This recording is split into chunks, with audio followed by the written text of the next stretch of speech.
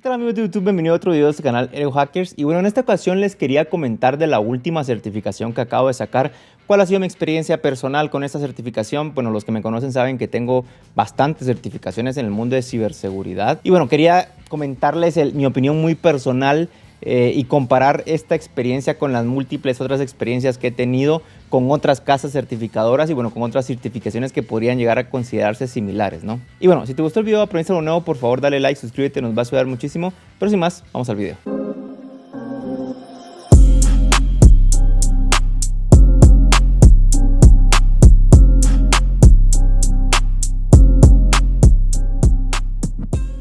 Y bueno, la certificación en nombre es la CCSP, como ya lo pudiste ver por el título del video, pero es básicamente una certificación de ISC2 o ISC cuadrado, que es para profesionales de ciberseguridad en la nube. Ahora, ¿por qué me decidí por esta certificación o por qué creo que es importante certificaciones similares a esta o esta certificación como tal?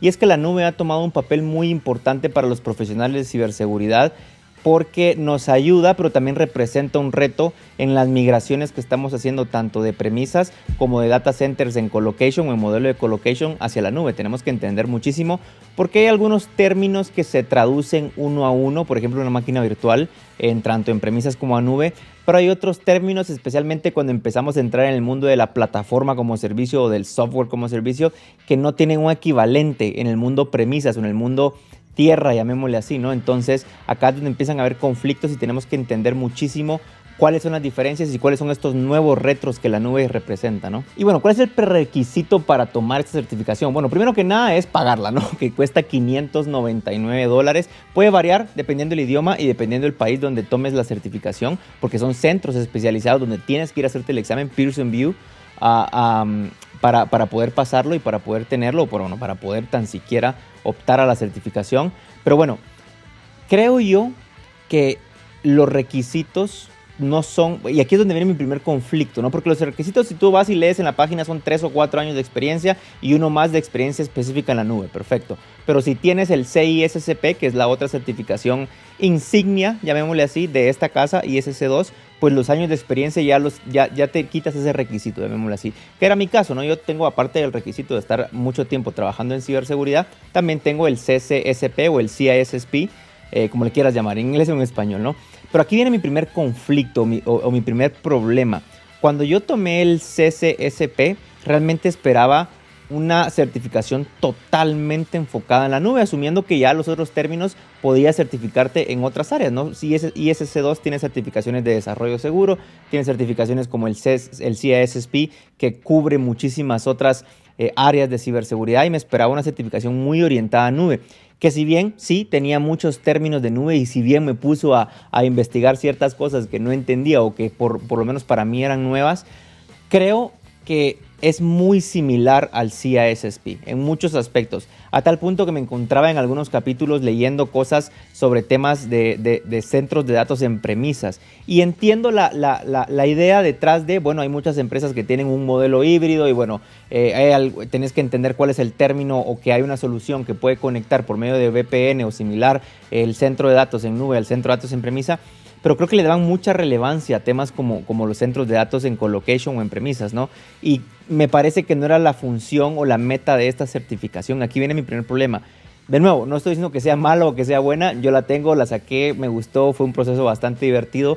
Pero creo que deberían de ponerle mucho más foco a la nube y dejar por un lado algunos términos que de repente si te quieres especializar, pues ya tomas otra certificación, ¿no? Y yo creo que los dos términos que hacían un poquito de ruido, llamémosle así, ¿no? En esta certificación y que se pudieron, a ver, tal vez no dejar de mencionarlos, pero no entrar en tanto detalle, podría ser los centros de datos en colocation y DevSecOps, ¿no? Que es un tema que, entiendo, en la nube está para eso, para agilizar el proceso de DevSecOps, pero esta no era una certificación de DevSecOps. Entonces, esa es una de mis opiniones sobre esta certificación. El contenido del examen, vamos a ver, voy a leer la pantalla que tengo aquí abajo porque es un contenido bastante extenso y te quería yo dar también el porcentaje de lo que se supone que el peso de cada dominio o del contenido como tal sobre el examen, o cuántas preguntas puedes esperar de este examen, ¿no? Sobre ese porcentaje específico.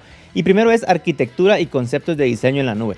Y yo creo que, aunque parezca chistoso, este primer capítulo era el que más enfocado en la nube estaba, porque de hecho sí te decían, mira, aquí está este concepto que es muy de nube, aquí están las diferentes plataformas, los diferentes tipos de nube hay, las diferentes formas de operar en la nube, y si bien eran conceptos básicos, era totalmente sobre la nube. Entonces, y lo digo a forma de chiste o forma de risa, porque yo me esperaba que este tipo o esta mecánica siguiera a través del curso o del libro, pero no fue así, tristemente. El segundo es seguridad de datos en la nube, que representa un 20% del examen. Y a ver, si bien el nombre dice seguridad de datos en la nube, empezamos a tomar en cuenta otros aspectos que no tendrían que estar siendo tomados en cuenta acá. De nuevo, podemos mencionar ejemplos específicos, pero bueno, esto es lo que hay, ¿no? Y aquí se enfocaba mucho en temas como el right management o todo lo que, por ejemplo, hace que Netflix y plataformas de streaming sean posibles, ¿no? En cuanto tú dejas de pagar o pierdes esa licencia, pues cómo te quitan acceso a ese contenido. Y lo pongo solo como ejemplo, esto aplica para muchísimos otros right management systems o digital right management systems que tú puedes utilizar. Y el tercer capítulo es donde empezamos con las discrepancias en cuanto a centros de datos en premisas se refiere, porque el tercer capítulo es seguridad de datos en la nube. Perdón, plataforma y seguridad en la infraestructura en la nube. Y es aquí donde te digo que empezábamos a ver temas como hipervisores en premisas y temas similares. Y la justificación era que querían que entendieras que había un hipervisor de tipo 1 y un hipervisor de tipo 2. Básicamente un hipervisor hardware y un hipervisor software. Y punto, no había necesidad de compararte o de hablarte por un párrafo entero, perdón, 2 páginas o 3 páginas enteras sobre el data center en premisas, ¿no? Pero bueno, de nuevo, esa es mi opinión, y igual y vos tomás el curso o ya lo tomaste y tenés una opinión distinta, se vale, para eso está la caja de comentarios también.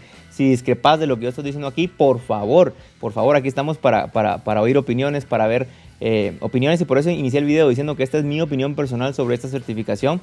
Ya vos podás estar de acuerdo o no, pero para eso está la caja de comentarios, ¿no? El cuarto capítulo, dominio, no sé cómo le quieran llamar, es el de seguridad en las aplicaciones en la nube. Y aquí retomamos un poquito el camino de la nube, porque aquí empezamos a hablar mucho de PaaS, o Platform as a Service, y SaaS, Software as a Service. Incluso mirábamos el Management Plane, como le decía ISC2, que es básicamente cuando vos te metes a administrar todos tus recursos de nube, ¿no? O las plataformas de configuración que tienen todos tus recursos de nube. Y aquí me gustó bastante este capítulo, de pronto fue de los que más me gustó, porque hablaba de temas como Workload Security, ¿no? Que es algo muy de nube, o una plataforma muy de nube. Y hablaba de términos como la postura en la nube. Entonces fueron cosas que sí me gustaron mucho, me interesaron mucho, y creo que iban muy alineadas a lo que esperaría yo de una certificación como estas. Y de nuevo, la certificación no es mala, simplemente creo yo que se enfocó en algunos términos que pudo haber, no sé, profundizado en otras cosas que de repente iban a pegarle un poco más a la nube. Por ejemplo, en vez de profundizar tanto en infraestructura, en premisas, de pronto haber puesto un poco más de machine learning o inteligencia artificial, o cómo es que ahora los proveedores de nube están entrando a los campos de LLMs prefabricados para que tú solo los consumas. Ese tipo de cositas creo que hubiera sido mucho más interesante que hablar de premisas, ¿no? El dominio número 5 era operaciones en la nube, y básicamente aquí volvíamos a tocar muchos términos que eran muy vamos, seguridad normal o estándar, llamémoslo así. Y aquí es el capítulo que creo que me hizo más compararlo al CISSP o a otras certificaciones como CISM o CISM, o como le quieras llamar, Security Plus, etcétera, etcétera, que empezábamos a ver términos de ciberseguridad muy estándar, muy genéricos, llamémoslo así, que yo esperaría de otra certificación que se enfoca a eso, ¿no? A darte la mayor cantidad de términos de ciberseguridad para que tú aprendas, pero esta era muy de nube. Entonces aquí empezamos otra vez a caer en lo mismo, ¿no? Que un CIEM hace esto, que un orquestador hace eso, que el EDR hace esto. De repente, y nos hubiéramos enfocado en Workload Security, lo que hablaba anteriormente, ¿no? En temas muy específicos de ciberseguridad que solo aplican para la nube. Porque al final eso es lo que busca el usuario, ¿no? Eso es lo que buscaba yo, temas muy específicos de nube. Pero no, yo creo que he redundado mucho, y yo creo que ya te quedó claro que a mí yo esperaba un poquito más de temas nube para esta certificación. Y por último, el último capítulo de temas legales, ¿no? De cumplimiento, regulaciones, y aquí es donde vuelvo a lo mismo, ¿no? Nunca, por ejemplo, me dijeron, mira, si vos estás en país A, si vas a migrar tus datos a país B, tenés que considerar esto, porque país A puede que no tenga un data center de la nube. Nunca hacían ese tipo de comparaciones que yo creo que eran las necesarias para temas de nube, sino que siempre era, no, la regulación GDPR, la regulación SOC 2, la regulación HIPAA, PCI DSS, etcétera, etcétera. Las que hemos venido lidiando por años y años y años. De repente, sí, mencionarlas, pero darles el enfoque que necesitabas de entender para temas nube, ¿no? De repente tirarte un par de retos, ¿no? Un par de casos de qué es lo que tenías que entender para cuando pasara algo en cuanto a regulaciones se refiere, o como por ejemplo un ISO 27001, que el proveedor de nube lo tenga está genial, pero no significa que un software corriendo en ese proveedor de nube va a heredar esa certificación, o que veas tú el estatuto de aplicabilidad de un certificado de ISO 27001, cómo hacer la diferencia entre lo que te va a dar tu proveedor de nube versus lo que te da un software as a service, ¿no? Que aunque viva en esa nube no es lo mismo. Entonces, ese tipo de distinciones es lo que yo hubiera esperado ver en esta certificación. Y bueno, el examen muy estándar a lo que nos tiene acostumbrado ISC2, ¿no? 125 preguntas, bueno, es adaptativo, puede ser dependiendo del idioma que tú lo tomes también, pero entre 125 y 150 preguntas tienes 4 horas para responderlo y tienes que pasar con el 70% de respuestas aprobadas, ¿no? El 70% de puntaje. Ahora, esto no significa que tengas que tener el 70% de preguntas buenas, ¿no? Sino que cada pregunta, dependiendo del nivel de dificultad, te puede dar más o menos puntos. Y como ISC2 también ya nos tiene acostumbrados, algunas preguntas no cuentan o no valen, sino que son para estudios que hacen ellos para ver cómo se comporta el contenido del examen. Entonces, no es que yo te diga, bueno, porque tuviste tantas preguntas buenas vas a pasar. Es un porcentaje que al final únicamente lo vas a saber hasta que termine el examen, pero básicamente tienes que apuntarle a pasar más del 70%. Y esto sirve más que todo cuando estás haciendo exámenes de prueba, exámenes de práctica, ¿no? Que te ayuden a entender si estás listo para el examen, porque yo lo que te recomendaría es que por lo menos todos los exámenes de prueba que estés haciendo antes del examen sean arriba del 80% para que tú ya te consideres, entre comillas, listo para pasar la certificación, ¿no? Bueno, ¿y qué te recomiendo yo para estudiar? Bueno, si puedes pagarlo, el curso oficial es genial, ¿no? Siempre vas a tener al experto, a la persona que de repente incluso ayudó a crear el sílabo del curso. Siempre es una buena idea pagar el curso oficial. Lo que pasa es que pueden llegar a ser bastante caros, ¿no? Pero si lo puedes pagar, por favor, adelante. Es un buen recurso para empezar a estudiar. Ahora, si no lo puedes pagar, lo que sí te recomiendo sí o sí comprar o leer es la guía oficial, ¿no? del CCSP. Ese lo puedes comprar directamente en la página. Amazon también lo vende. Yo personalmente lo compré en Kindle, en Amazon, porque me funciona un poco más la versión digital, porque ahí puedo apuntar, puedo rayar, puedo poner notas. De repente si hay algún tópico que me cuesta mucho, pues pongo una nota ahí y la leo luego. Realmente el formato del libro que tú prefieras pues va a ser un tema de preferencia, pero definitivamente comprar el libro o la versión oficial de conocimiento de CCSP es muy importante y te lo vende ISC2 directo también. Ahora, una técnica que yo siempre he implementado en todas mis certificaciones es comprar como un libro de bolsillo del resumen, ¿no? Del resumen de todo el contenido. Y para CCSP, pues no es sorpresa que también hay muchos libros de este estilo. El que yo compré y me sirvió mucho es Cloud Guardians o Guardianes de la Nube, creo yo que sería la traducción mejor para esto. Este libro me ayudó mucho porque, de nuevo, lo leí, no sé, 2-3 días antes del examen simplemente para refrescar los términos, porque literal, es un libro que tiene, no sé, 30 páginas, 40 páginas, pero lo que tiene es que tiene el título del concepto y una pequeña explicación del concepto, sin más, ¿verdad? Entonces tú que ya leíste el libro oficial o la guía oficial, pues ya simplemente con ver ese concepto te vas a recordar. Y eso es muy, muy bueno especialmente cuando tienes que lidiar con acrónimos, ¿no? Que es muy importante el entenderlos y sobre todo contextualizarlos, porque te van a venir casos o estudios, ¿no? Casos de estudio dentro del examen para que tú puedas desarrollar o contestar ciertas preguntas derivadas del caso. Bueno, y unos números de interés. Yo ya te dije, tenés que pagar $599, va a depender 50, más menos 50, más menos $100, depende del país y el idioma que decidas tomar el examen, pero el precio oficial